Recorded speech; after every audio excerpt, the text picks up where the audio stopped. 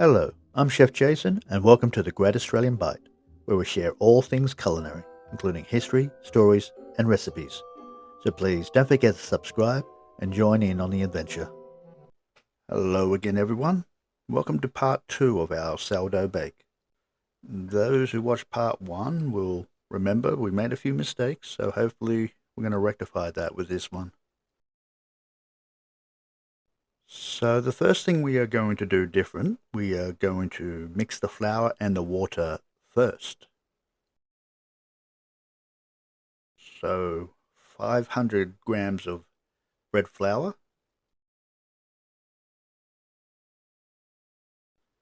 300 grams of water now. What this is going to do is going to get the gluten going before we put in our starter.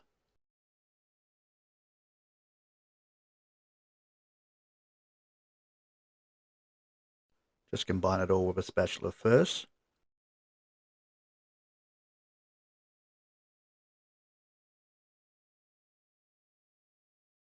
And we're going to mix it all together very well with our hands. Make sure there's no dry flour left on the bottom as well. The reason why we do this, we're trying to give a head start for our gluten, kind of just to wake it up. Now we're going to cover and we're going to let this rest for 20 minutes. As you can see, after about 20 minutes, the gluten is starting to wake up. Now we are going to add our salt and starter. We will need 100 grams of our starter. If you keep your starter in the refrigerator, just make sure you give it a good feed about 6 hours before you're ready to mix, just to wake it up. And as you can see, ours is ready to go. Now we're going to add 10 grams of salt, and then we're going to add our starter. Now before we start the mixing, if you have a spray bottle, fill it full of water and just spray your hands. You find that the dough won't stick so much on wet hands.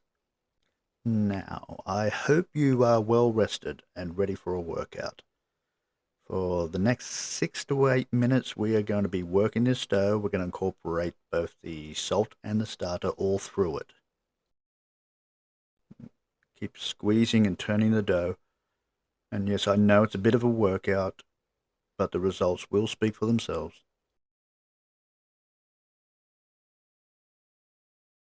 And after 6 to 8 minutes of working the dough, we're going to cover, then let both the dough and ourselves rest for the next 30 minutes.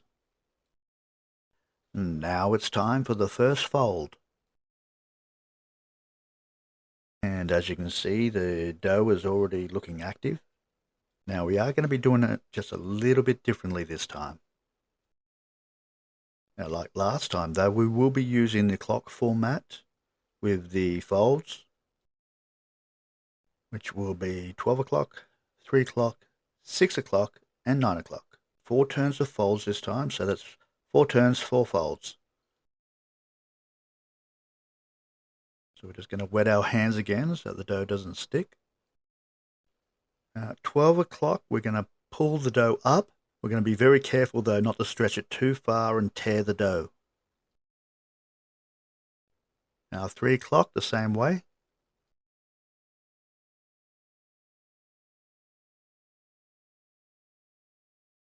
Same for 6 o'clock.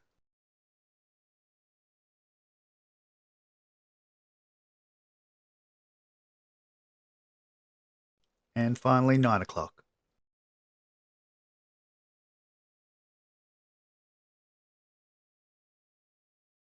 With our first fold down, now it's time to cover and we're going to rest for 30 minutes.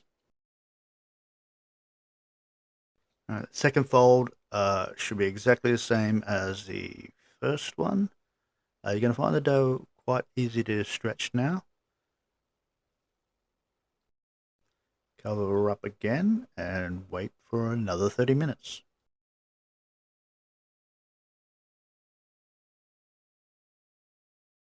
Third fold, exactly same as the first two. As you can see, the dough is starting to expand now.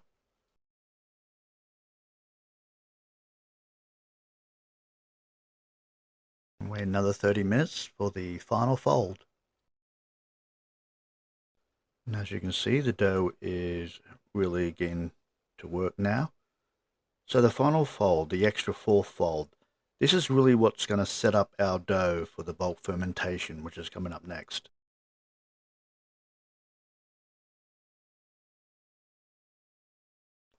I am putting my dough, just like I did last time, in a clear plastic tub so we can see it rise. Just coated the bottom and the sides with olive oil so it won't stick. Now in our first video, this is the stage which I believe destroyed our bread. So to fix what happened last time, we're going to be storing it in a nice warm place, which is our garage, for at the very least 8 hours. We want it to almost double in size, but we also want to make sure we don't go over that as well, so we don't want to overproof it. Okay, it's now been 9 hours and our dough has almost doubled in size. So this now is the shaping stage, and I'll try to go through this quickly as we covered this in our first video.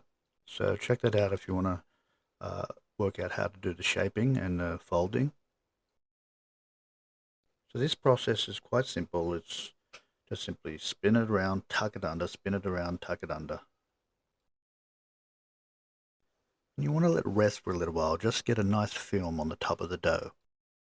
And then we just turn it over, fold it over like a burrito, put it into your basket and into the fridge for the next 12 hours. Okay, first things first, preheat your oven to 450 degrees. Put your Dutch oven in there as well and heat that up. Right. Cover your basket with a bit of parchment paper, turn it over onto the bench.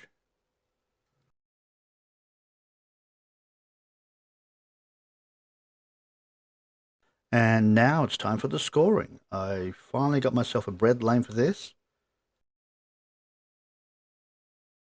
So, from end to end, hold your bread lame at a slight angle, then quickly and with confidence run your lame over about 1/4 of an inch into the dough.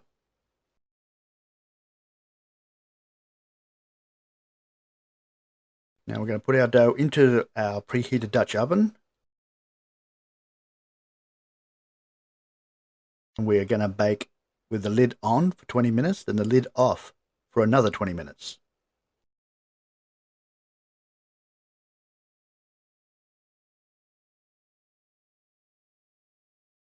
And there we go. That's not too bad.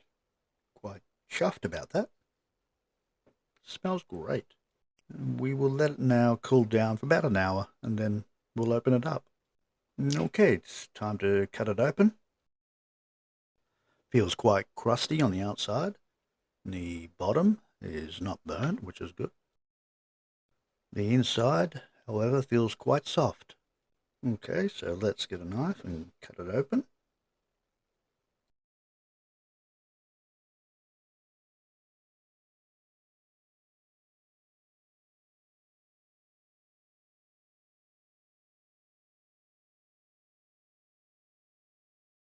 And have a look at that. Oh, it smells great too. Nice and soft. This is wonderful. Nice and soft. So success. That went very well. Very happy. So if you guys got any tips or tricks, or if you've got some other sourdough recipes you want me to try, please don't hesitate. Let me know in the comments. And I shall see you next time. Thank you for watching. Don't forget to hit the like button and feel free to leave a comment below. Also, don't forget to check out our other content as well. This is Chef Jason, and don't forget, love is the secret ingredient.